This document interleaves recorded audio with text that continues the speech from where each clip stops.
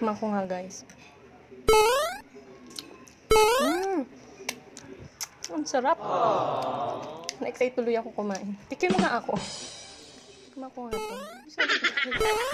Hindi na pigilan. Titikim na nga ako. Pati may sibuyas-sibuyas.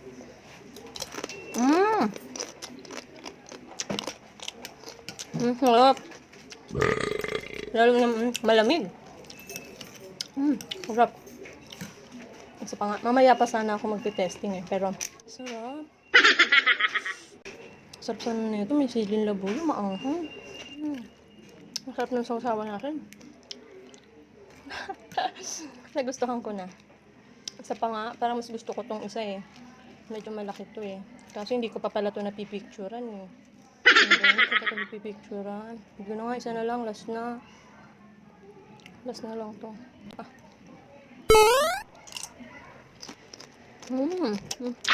Masarap. Sarap ng sausawan. Sabi ko last na, pero ito lang, maliit lang. Hindi ko guys napipicturan.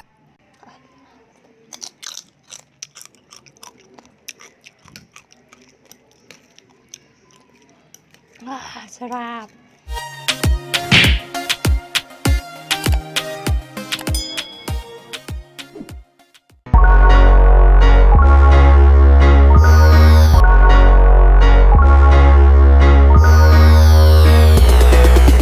So ngayon guys, ang una natin gagawin, pagsasama-samahin natin ang dry ingredients. So unahin natin ang all-purpose flour, cornstarch, yung salt, tsaka yung pepper. So kayo na guys, bahala kung gaano karami yung gusto nyong ilagay na paminta. So ako, mahilig talaga ako sa paminta, kaya medyo dadamihan ko yung paglagay. Kasi sa inyo na yan guys, kung gaano karami ang gusto nyong ilagay. Tsaka sa salt din, timplahin nyo kung tabang, dagdagan nyo na lang ng asin. Ayan, okay na yan, paminta ko. Tapos gagawin natin, haluin lang po natin siya. Mix lang po. Mix lang hanggang sa mag-combined na silang lahat. Ngayon pa lang, naaamoy ko na yung paminta. Ang bango. Bango talaga ng paminta, guys. Bango ng paminta. Ngayon, guys, pag nahalo na natin to, set aside muna natin at babatihin natin yung itlog. Ang liit ng itlog, yung size.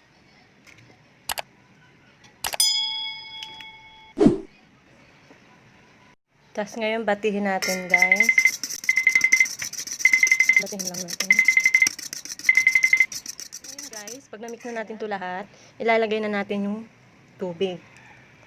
Lagay na natin. Tapos yun, mix ulit.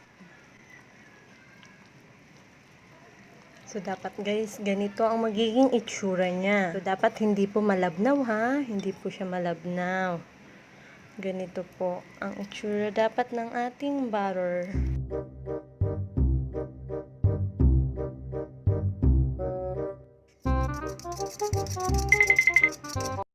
So ngayon guys, ilalagay na natin to dito. Pagsasamahin na natin sila. Ayan. So ngayon guys, imimix lang natin to hanggang sa maging smooth siya.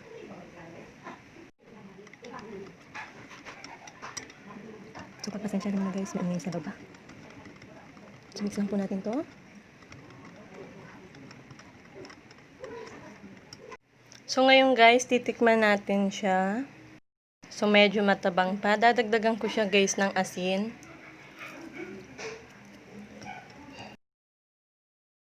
So, ngayon guys, ilalagay na natin itong ice cube. Bali, itong ice cube ang magiging dahilan para maging crispy ang ating egg chicharon. So, ngayon, ready na po siya para iprito. So,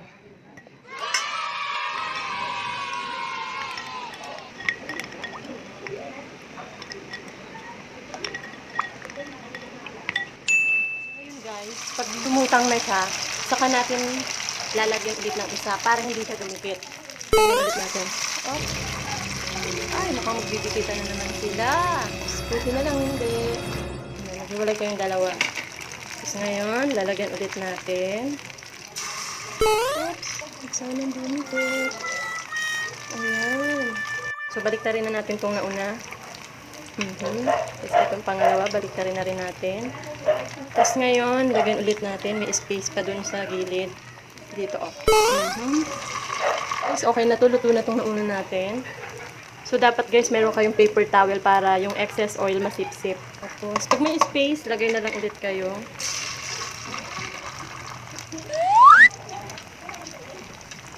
So, okay na to.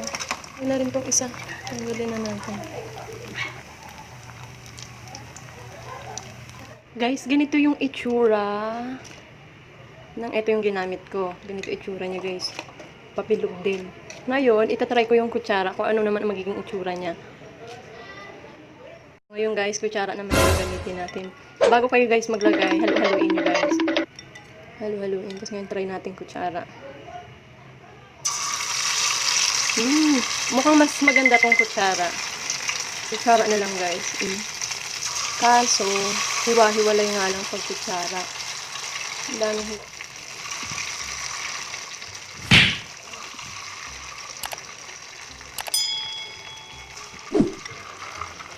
Baliktarin na natin siya.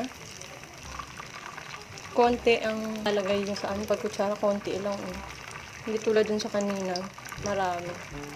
Tsaka bilugan. Baliktarin ulit natin. So, okay na siya guys. Luto na. Tatanggalin na natin. Parang mas gusto ko yung una. Eto konti, on diliit. Ito yung una. Maninipis. Pag kutsara ang gamit. Eto na lang ulit gamitin ko.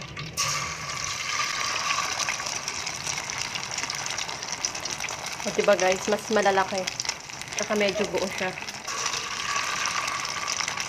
So, huwag kayo magdikit. Oops.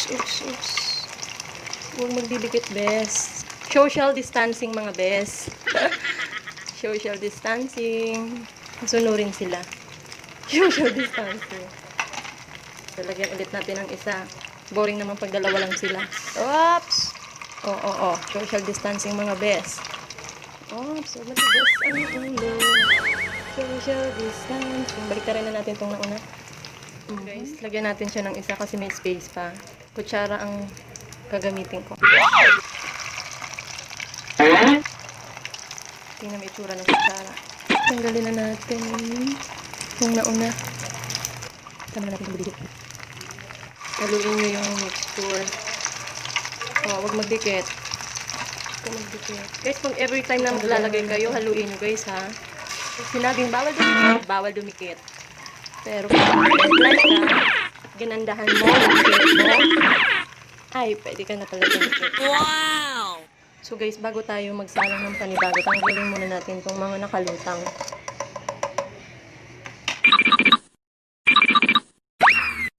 Guys, eto na, luto na lahat. Tingnan nyo guys yung itsura niya. Pansinin nyo. So, eto guys, eto yung gamit kutsara. Ganito yung itsura niya. Eto naman ang shape niya, bilog. Compare nyo guys. Sa tingin nyo, alin mas maganda? Bilog or etong parang pahaba? Eto medyo mga buo-buo talaga siya eh. Eto hindi. Tsaka eto, yung shape neto manipis. Eto medyo makapal. Ano guys? Manipis, makapal. Para sa akin, mas maganda to. Mas maganda gamit eto. Buo. Pero pag ginawa nyo siyang negosyo at ititinda nyo, parang mas maganda to. Gamit kutsara. Kasi maliliit. Cute. Cute siya. So, ngayon guys, gagawa tayo ng sausawan niya. Gagawa tayo ng suka. So, eto guys, naghiwa na ako. Sibuyas. Isang buong sibuyas. Medyo malaki kasi yung sibuyas ko guys. Tapos eto, dalawang bawang. Tapos ngayon lalagyan natin ng suka. Tiyansa lang guys ang paglagay. Ang bango guys. Alam ko na yung sibuyas. Tsaka bawang. Tapos ngayon, lalagyan natin siya ng salt and pepper. So ngayon, lagyan natin ng asin. Tiyansa lang din ang paglagay. Kayo na guys, bahala sa lasa. Ito naman.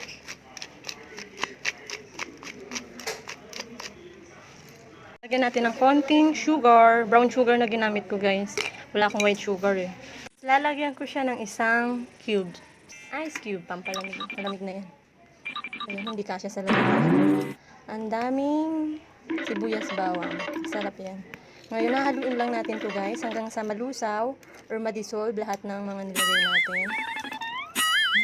Mas masarap sana to guys kung may siling labuyo maanghang. Kaso wala tayong siling labuyo dito. Kaya okay na to.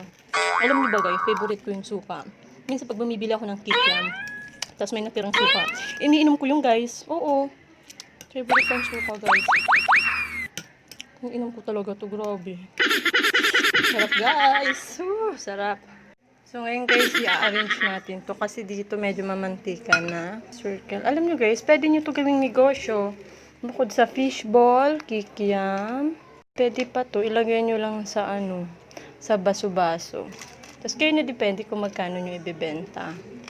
Ganda guys, ganda tong negosyo guys ha, patok na negosyo to. Pwede rin to gawing pulutan. So, design lang natin. Masarap siya guys. Pang pulutan. Pag may banding kayo, gawa kayo neto kasi mabilis lang siya gawin. Bukod sa mabilis na siya gawin, napakadali pa ng ingredients. Eto na guys, presenting our egg chicharon.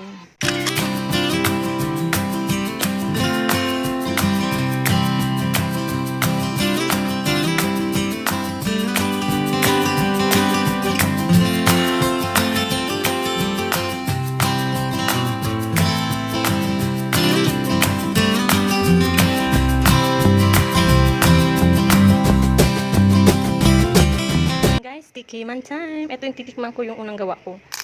Grabe, narinig mo yung guys. Ay, ang sarap ng suka. Ang sarap ng sausawan.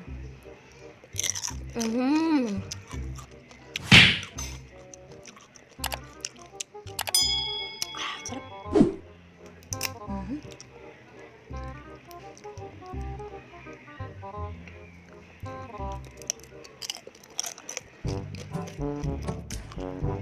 Sarap niya guys. Mas masarap to lalo kung may siling labulit. Alam, kung maanghang, sarap nito. Kulang na lang alak. Alak na lang kulang.